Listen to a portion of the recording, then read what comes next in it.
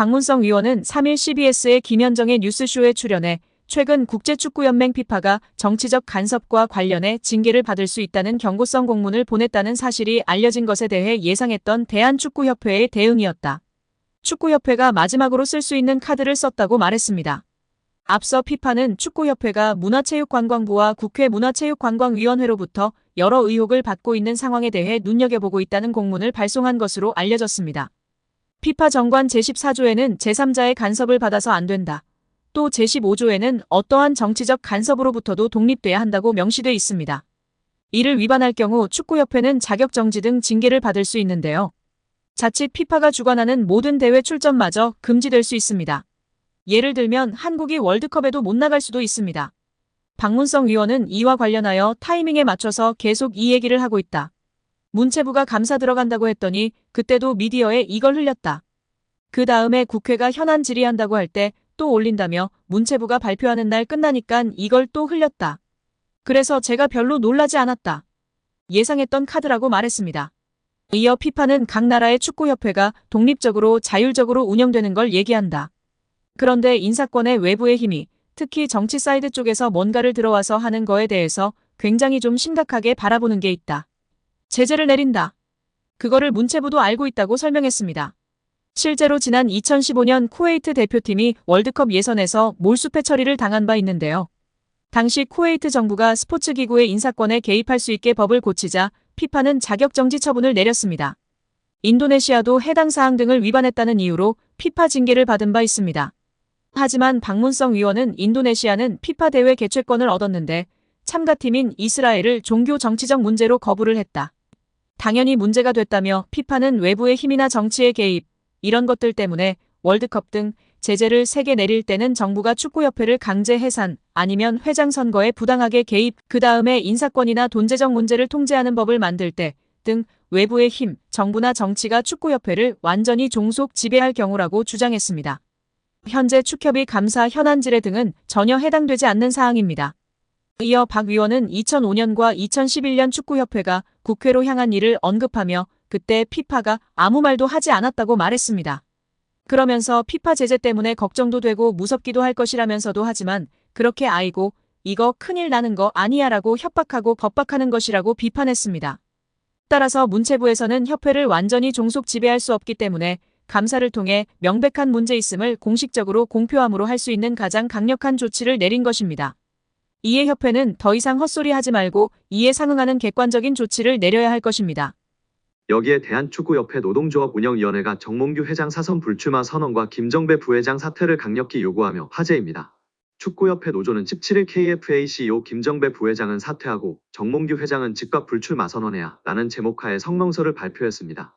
성명서에 따르면 축구협회는 지난해 3월 승부조작 비리 추구인 사면 파동 이후 위기 수습체계 하나로 문화체육관광부 차관 출신 김정배 부회장을 대한축구협회 실무 총책임자로 앉혔습니다.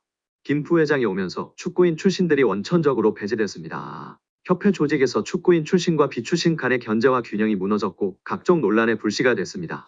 노조는 선임 당시에도 잘못된 결정은 정몽규 회장이 했는데 엉뚱하게 축구인 부회장 혹은 전무이사를 선임하지 않는 방식으로 조직을 개편하면서 논란이 일었다면서 주원이는 정 회장의 잘못된 결정인데 축구인들의 제19 감사기로 뒤집어 씌워 축구인들의 목소리를 아예 안 듣는 식으로 해법을 내놓은 것이라고 꼬집었습니다. 그러면서 김 부회장의 역할에 있어서도 사실상 허수아비였다는 것이 노조의 주장이 있습니다. 노조는 강도 높은 문체부 감사를 2달여 겪으면서 직원들은 한 목소리로 협회 내 컨트롤 타워가 없다고 아우성이었다면서 문체부 출신이니까 김정배 부회장이 키를 쥐고 어떻게 대응하고 후속 조치는 어떻게 해야 할지 등을 하지 않을까 하는 기대가 있었는데 놀랍도록 아무 역할이 없었다는 전언이라고 전했습니다. 이어 우리 협회를 향한 여론이 점점 악화되자 이번 감사 전부터도 본인은 곧 떠날 사람이나 남을 직원들이 잘 대응하라는 식으로 말했다고도 알려졌다며 오히려 문체부 차관 출신이라는 정관을 이용해 본인만 책임을 피하려는 행태에 우리 직원들은 큰 실망을 감출 수 없었다고 쳤습니다. 지난 7월 홍명보 감독 선임 과정에서도 김 부회장이 총책임자였다고 폭로했습니다. 노조는 이임생 총괄이사가 기술적으로야 주도했지만 세부 계약 조건 등은 김정배 부회장이 총책임자였는데 그 어느 보도에도 그의 이름 3글자는 찾아볼 수가 없었다며 이임생 기술이사가 협상 권한이 있다고 그의 등을 떠민 것도 바로 김정배 부회장으로 알려졌고 정 회장이 전력강화위원회를 다시 구성하자고 한 지시를 무시하고 문제없다고 밀어붙인 이도 그로 알려졌다고 알렸습니다. 아울러 그런 사람을 부회장에 앉힌 정몽규 회장의 인사 실패는 결코 가볍다 볼 수 없다며 김정배 부회장은 축구팬과 축구인들에게 석고대죄하고 즉각 사퇴하고 정몽규 회장의 불출마 선언이 한국 축구 정상화의 첫걸음임을 잊지 말아야 할 것이라고 강력 경고했습니다. 유인촌 문화체육관광부 장관은 내년 생활체육 예산 중 일부인 416억 원을 대한체육회를 거치지 않고 지방자치단체를 통해 직접 집행하는 것에 대해 체육보다 다른 것을 하게 되면 관심 밖으로 밀려난다고 말했습니다. 파리올림픽에서 드러난 체육회의 낡은 관행을 근절하겠다는 것입니다. 축구협회가 최근 스폰서 파트너인 하나은행에서 600억 원대 마이너스 통장을 개설한 것에 대해서는 협회 관계자 징계 요구 등을 거론했습니다. 유 장관은 원래 문체부 승인을 받아야 하는데 그렇게 안 한 것 자체가 위반이라며 절차상 문제 등을 따져 관계자 징계를 요구하고 다른 조치도 할 수 있는지 검토하고 있다고 밝혔습니다. 정몽규 취임 후 보조금은 11년간 3배 늘었습니다. 정부 보조금은 연간 최소 110억 원 수준이며 스포츠 토토 등 복표 수익 연간 200억 원이 지원되고 있습니다. 주요국 정부 보조금 없거나 의존도 낮으며 피파 랭킹 20위권 국가들은 70% 이상이 협회장은 전문 경영인이 하고 있고 이외 축구인 등이 하고 있습니다. 우리나라처럼 재벌 총수가 회장인 곳은 단 한 곳도 없습니다. 대한축구협회에 연간 약 300억 원의 국가재정이 투입되면서 수익에서 정부 의존도가 약 30%에 달하는 것으로 나타나며 충격에 빠졌습니다. 사실상 정부 재원이 아니면 운영이 어려운 셈입니다. 미국과 일본 등 주요국은 국가보조금 의존도가 낮은 가운데 축협의 재정 자립을 촉구하는 목소리가 나오고 있습니다.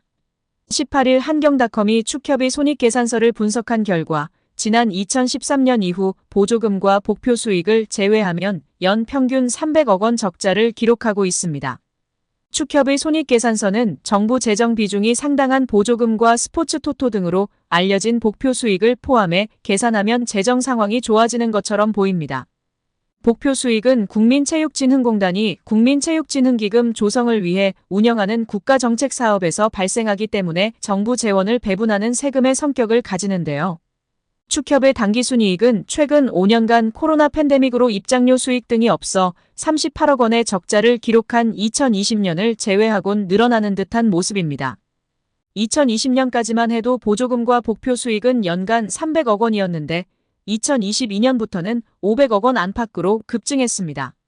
이렇게 지난 11년간 축협이 쓴 보조금은 총 1,809억 원, 복표 수익은 총 2,058억 원으로 총합 3,867억 원에 육박한다는 사실이 알려지자 축구팬들부터 국민들까지 분노가 들끓고 있습니다.